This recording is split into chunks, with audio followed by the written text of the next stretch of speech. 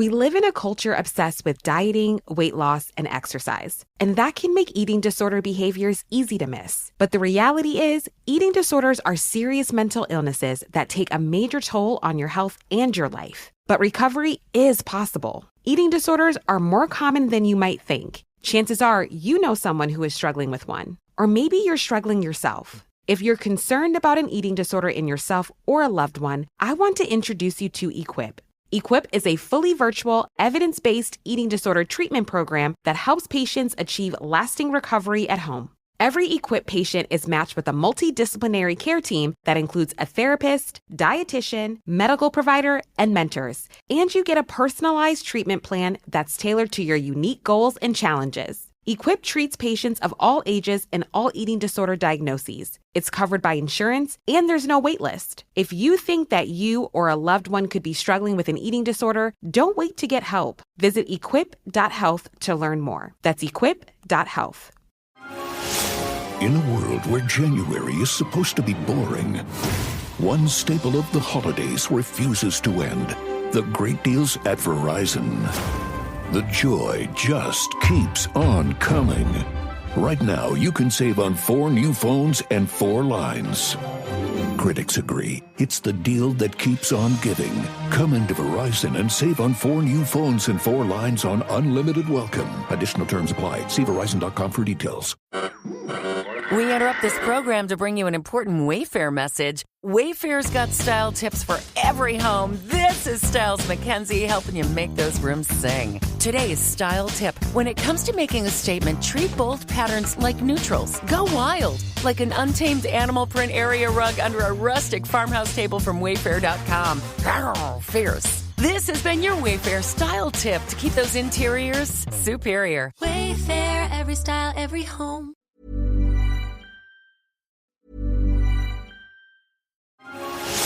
In a world where January is supposed to be boring, one staple of the holidays refuses to end. The great deals at Verizon. The joy just keeps on coming. Right now, you can save on 4 new phones and 4 lines. Critics agree it's the deal that keeps on giving. Come into Verizon and save on 4 new phones and 4 lines on unlimited welcome. Additional terms apply. See Verizon.com for details. We live in a culture obsessed with dieting, weight loss, and exercise, and that can make eating disorder behaviors easy to miss. But the reality is, eating disorders are serious mental illnesses that take a major toll on your health and your life. But recovery is possible. Eating disorders are more common than you might think. Chances are you know someone who is struggling with one, or maybe you're struggling yourself. If you're concerned about an eating disorder in yourself or a loved one, I want to introduce you to Equip. Equip is a fully virtual, evidence-based eating disorder treatment program that helps patients achieve lasting recovery at home. Every Equip patient is matched with a multidisciplinary care team that includes a therapist, dietitian, medical provider, and mentors. And you get a personalized treatment plan that's tailored to your unique goals and challenges. Equip treats patients of all ages and all eating disorder diagnoses. It's covered by insurance, and there's no wait list. If you think that you or a loved one could be struggling with an eating disorder, don't wait to get help. Visit equip.health to learn more. That's equip.health.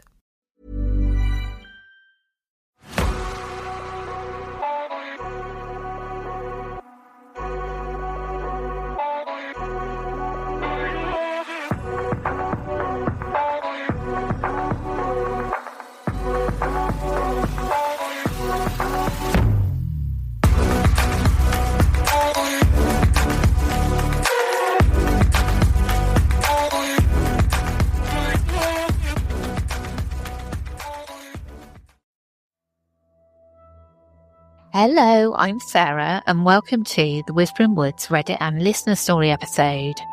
I have got 5 Reddit stories to share today, and I want to give a quick warning for the 4th story because it does mention drug taking. So it's nothing in depth, it is nothing explicit, but you may not want any children to listen to that one. I'll get straight into it. Are you ready for the first story? Me and my sibling had the same sighting 25 years ago. and we still remember it today consistently. I wanted to share it with you all because we've had the same exact story. Even though we are grown, have families now, etc., so it's a good one to read, I'm sure. Me and my sister were around 5 years old, and Mum had tucked us in for the night. She left and went to her own room, so we would be the kids we are and stay up and talk. About an hour later, Mum came into the room, telling us to get to sleep. But she looked different and was just staring at us, stood at the end of the bed. We called out, "Mum, what are you doing?" And we heard my mum's voice come from her room, yelling, "What?" And the woman at the end of the bed was still stood staring. My sister screamed like I'd never heard before, and then we both started screaming for my mum to come in. And she ran in, turned the light on, and nothing was there. Me and my sister both remember exactly what this woman looked like.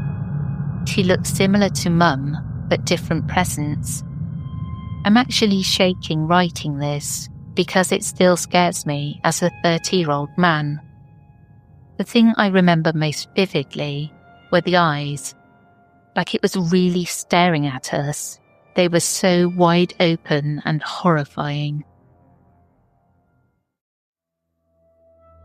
Doppelgänger mums are terrifying because your mum is meant to be trusted, the person that you turn to, as well as your dad, obviously.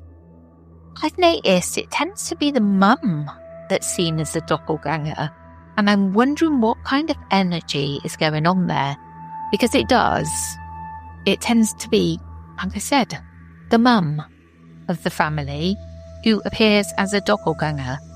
That really is quite freaky. Because to me, I mean, I was brought up with my mum. Like, we were, back in the day, a single parent household, and this would have been back in the 70s, 80s. So quite unusual. So I can only sort of really go from my experience, and to have my mum, a doppelganger of her, it just, no, I can't bear it. Are you ready for the second story? The Devil in the Woods. This is a series of encounters, experiences really, that have been passed down from generation to generation in the rural mountain community here in my neck of the woods. Everyone knows about it. Everyone has experienced it, even if some haven't spoken of it. In my part of the world, where my father and his family have grown up, there are many ghost stories and unexplained creatures roaming the deep hollows and woods. However, one has always intrigued me above them all. I came across the story on a local ghost sighting website made in the early 2000s. Many local legends and ghost stories have been submitted there for all to read. But one has always stuck with me. It goes like this. Whenever you are walking anywhere on the rural road in this part of the area, you will always hear someone or something walking directly next to you deep in the woods, opposite the road. If you stop, it stops. If you keep walking, it will go at exactly the same pace as you, and will even mimic your steps. Many locals have experienced this, and it is incredibly eerie. Since the first time I saw the report, I was immediately hooked, and growing up, I would always ask around and tell some of my family and other members who live in that part of the area about the story. And they all said the same thing. It was the devil, or some other form of demonic entity. Some even had similar encounters. My uncle, who would go out late at night hunting coons and other wild small animals, had a very frightening experience when he was out one particular night. The moon barely illuminated the trees around him, and he had a pack of hunting dogs, each loyal to him, no matter the odds. But this one particular night, something had them spooked.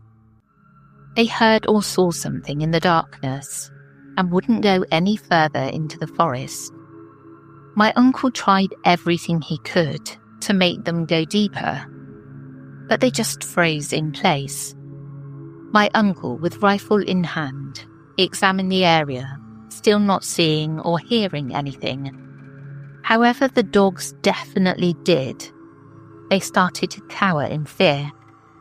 And as soon as they did, my uncle heard something, moving rather quickly through the brush around him, almost circling him, as if to trap him. He knew whatever it was wasn't something to be messed with, especially being an old man out alone. So he immediately began backtracking to the house. The dogs followed behind him quickly, but whatever it was began quickly following him from the back, staying in the blackness of the woods around him. He started picking up the pace, and so did it. And finally, feeling frightened by whatever it was, he started running as quickly as he could towards home. The thing started running after him and his dogs all the way to the clearing of his property, before finally stopping its relentless pursuit. My uncle ran inside and locked all the doors and windows, never stepping foot back outside until morning. I have asked many people about the encounter, and all backed up each other, even my grandmother, who was his sister, who remembered my uncle telling them about the incident later that next day, still shaken from the experience. Another story that came up when I asked around was from my mother, whose family friend lived in an old house deep in the middle of the woods years ago. She told me that he always loved the peace and quiet and tranquility, but things were not as they appeared. She talked to me about remembering as a child the man coming to see my grandmother in the mornings, sitting down for a cup of coffee, looking very tired and lacking any sleep, looking as if he hadn't slept in days or weeks even. She recalled the man after being asked by my grandmother what was going on, that he talked about a demon inhabiting the house, rattling the windows, shaking the house to its foundations, late at night throwing plates and forks, furniture, and the front door slamming open and closed. He talked about how it always happened late at night, and he could never get rest because it never let him sleep. This went on for many months, maybe even longer. However, things came to a head late one night, when the entity took its torment to the limits, attempting to inflict injury, even death, upon him, and throwing glass plates towards his head. He had nowhere to run, being so deep inside the woods. But the man was of Christian faith and knew of the power of prayer against such beings. He got down on his knees and began chanting and denouncing the demonic presence in the name of Jesus Christ, and to leave him alone and leave his house. The entity, obviously, being extremely angered by this, began breaking and throwing even more things inside the home, prompting the man to run outside and into the deep forest, hoping to find a road to leave the area on. Finally, after hours of running, he found one and used it to walk all the way to my grandmother's house early the next morning, where he explained to her the incident just the previous night. He mentioned how, running through the woods, he could hear the demon chasing him through the night, never stopping its pursuit until he reached the road. But even then, he recalls how he could hear it following alongside him, deep in the wood line. Oh, I love this. A devil in the woods. And I love that they're called hollers as well. I love that. I think I'm guessing that this is probably like the Appalachians somewhere or something. And I love it because there are so many stories around that type of place. And I want to go there. And I want everybody to tell me their stories so I can just sit there and absorb all of them. Are you ready for the third story? The anklet outside the door. So I'm from India, and my grandma once told me this story that still freaks me out. Back in the 1900s, my grandma used to live in a huge ancestral home in Tamil Nadu. People generally lived in these massive joint family homes, like 15 people under one roof.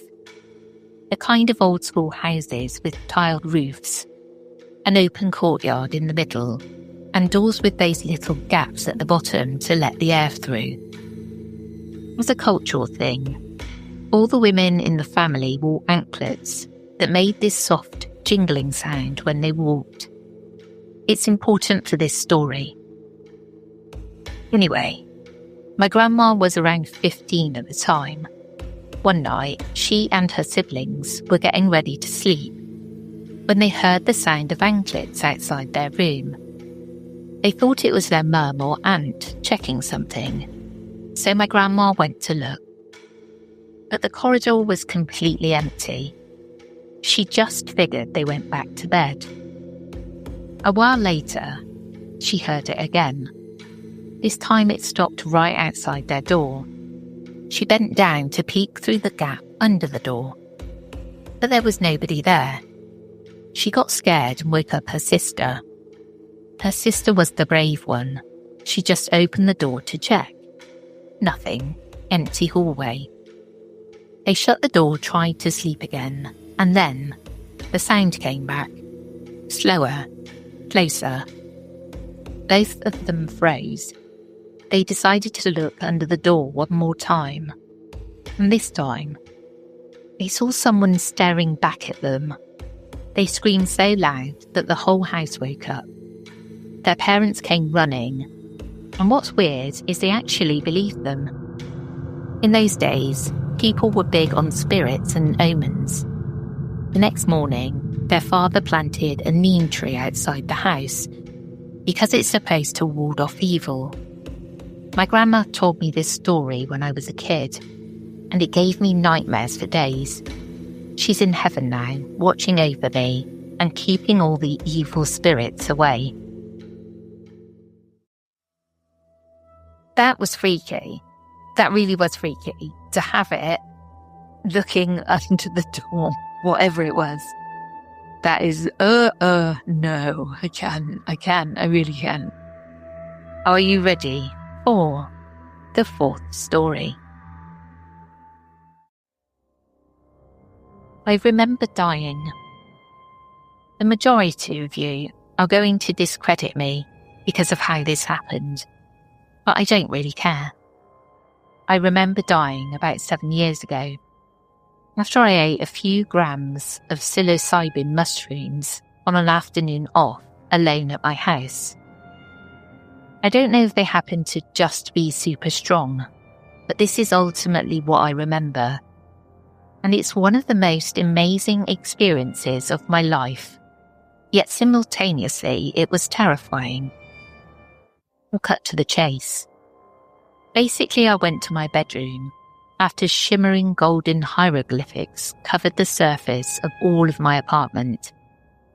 My spirit started to leave my body. I was floating a few feet in front of myself. And when I laid down on my bed, I knew I must have eaten the wrong type of mushrooms or something, because this was just way too intense. I started having visions of hell, and I was being chewed up by a beast, and I knew that this was the end. There was no way I could survive. I was in its jaws and I was powerless.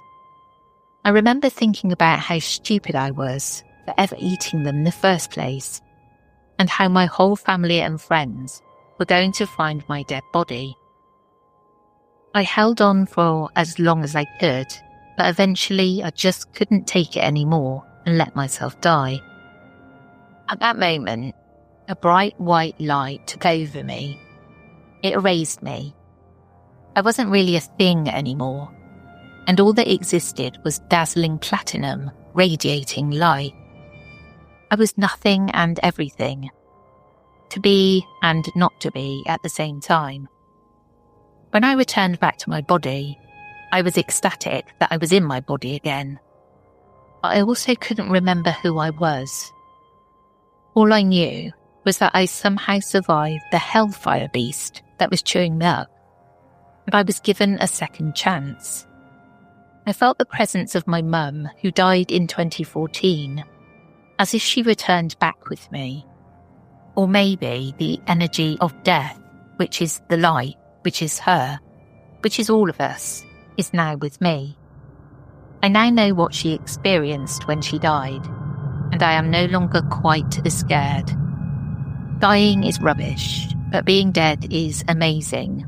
Hang on for however long as you want or need, but you have nothing to fear of the afterlife.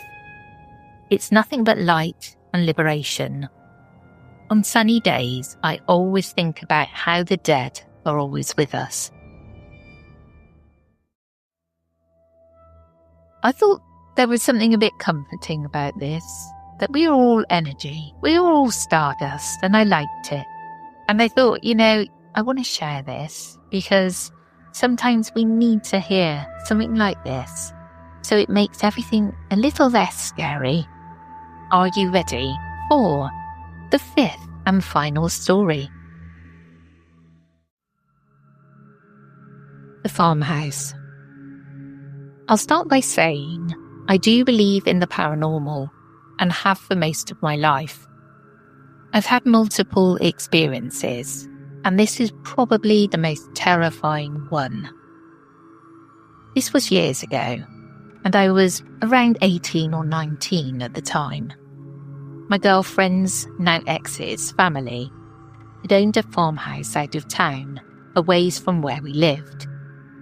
It had been in their family for a while. It was just a house in the woods. It sat on a little pond, but other than that, it was just trees all surrounding the house. It was old and kind of falling apart, but the family kept it alive, and it was mainly where they would stay and go during the winter to go hunting. My girlfriend's family often let her go to the farmhouse with friends and throw parties, or would let her brother and his friends go there and do what country boys do. I had been to the farmhouse a good many times at this point and didn't have much to be afraid of. My girlfriend did once tell me a story about one time she was there with her friends and they did a Ouija board session and spooky stuff happened. She said after that she didn't go to the farmhouse for a few years because she was too scared. Eventually, she started going back, and nothing had happened since, so she thought it was fine. I never really believed her story, even though I believe in the paranormal. Ouija boards, I was always sceptical of. There was only one thing I didn't like about the farmhouse: the hallway and the back bedrooms. The hallway led to the back bedrooms and also led to the bathroom. For some reason, I just always had gotten a bad vibe from the hallway and bedrooms. It just wasn't right. I can't quite put my finger on it, but I'd often just opt to go pee outside in the middle of the night, in the creepy pitch black woods, just so I didn't have to go into the hallway. Now, one time, I was there with my girlfriend and her brother and her brother's 2 friends, so 5 of us in total. Her brother and his friends were super chill country boys. They know how to have a good time. They were there to hunt, but when they came back, we would all hang out, drink, smoke, play games, etc. I also want to say that these 3 dudes are all heavy Christian. and do not believe in the paranormal. It's night time, and we're all in the living room. And we have a sheet up that we're using a projector to cast up Mario Kart on. We're all playing in the living room, when all of a sudden, we all hear a thunderous crash. Felt like you could feel it in your chest. We all shot up, and were all a little spooked. We deduced that the sound definitely came from the back bedrooms. We had thought a tree had fallen down onto the house. This happened to them before, to one of the sheds that was on the property. So we didn't think much of it. We all go to the back bedrooms, and the first two are normal. But we get to the one in the very back, and everything in the room was thrown to the right side of the room and wall. The rooms were decently bare, but had a queen bed, 2 dressers, a recliner, and a couple of lamps. The rooms were always just set and ready for anyone who needed to sleep there. All of that was thrown against the wall, the bed almost vertical with the wall, as well as the chair and dressers. We saw that, and all the blood left my face, and had the biggest chill down my spine. The room was completely fine before. It was the room her brother usually claimed, and he had put his stuff in the room just hours before, and it was all normal. After that, we all literally booked it out, snatched the essentials, and got the heck out of there. Her brother never got to get his bag, but it didn't seem like he cared. We went back to my girlfriend's house to tell her parents, but they were pretty religious. They wouldn't hear it. My girlfriend and brother begged their dad to go check it out. It was pretty regular that the dad would go to the farmhouse to do work and regular maintenance checks. So he said he would go in a few days. The few days go by and he drives down to check it out, comes back and reports that nothing was out of place. The room was completely normal. Nothing out of place. And her brother's bag was sitting on the end of the bed. Their dad was annoyed with us, saying we were just doing some stupid prank. Needless to say, I never went back there. In a world where January is supposed to be boring, one staple of the holidays refuses to end. The great deals at Verizon. The joy just keeps on coming. Right now, you can save on 4 new phones and 4 lines. Critics agree it's the deal that keeps on giving. Come into Verizon and save on 4 new phones and 4 lines on unlimited welcome. Additional terms apply. See Verizon.com for details. We live in a culture obsessed with dieting, weight loss, and exercise. And that can make eating disorder behaviors easy to miss. But the reality is, eating disorders are serious mental illnesses that take a major toll on your health and your life. But recovery is possible. Eating disorders are more common than you might think. Chances are you know someone who is struggling with one. Or maybe you're struggling yourself. If you're concerned about an eating disorder in yourself or a loved one, I want to introduce you to Equip. Equip is a fully virtual, evidence-based eating disorder treatment program that helps patients achieve lasting recovery at home. Every Equip patient is matched with a multidisciplinary care team that includes a therapist, dietitian, medical provider, and mentors. And you get a personalized treatment plan that's tailored to your unique goals and challenges. Equip treats patients of all ages and all eating disorder diagnoses. It's covered by insurance, and there's no wait list. If you think that you or a loved one could be struggling with an eating disorder, don't wait to get help. Visit equip.health to learn more. That's equip.health.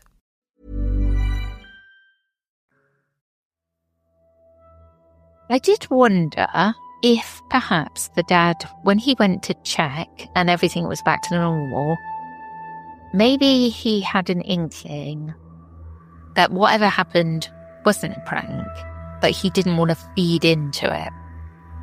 Because I think that's what I would do. In all truthfulness, if my children if something happened like this to my children, I'm not sure that I would give into it and say, yeah, yeah, I'm with you. We're going to sell up. Because once you've admitted that something's happened, you'd have no choice really, would you? You'd have to do some work. You'd have to get an exorcist in, or you'd have to sell it or something. And it all involves too much work for me. So I think I'd just be like, I don't know what you're talking about. That's just the mood I am at the moment. Because you should always listen to your kids. But I might be like, yeah, I don't know what you're talking about. Just leave it, all right? I've got enough to do. Well, that's it for me today. I hope you enjoyed, and we'll catch you again tomorrow. Take care, everyone.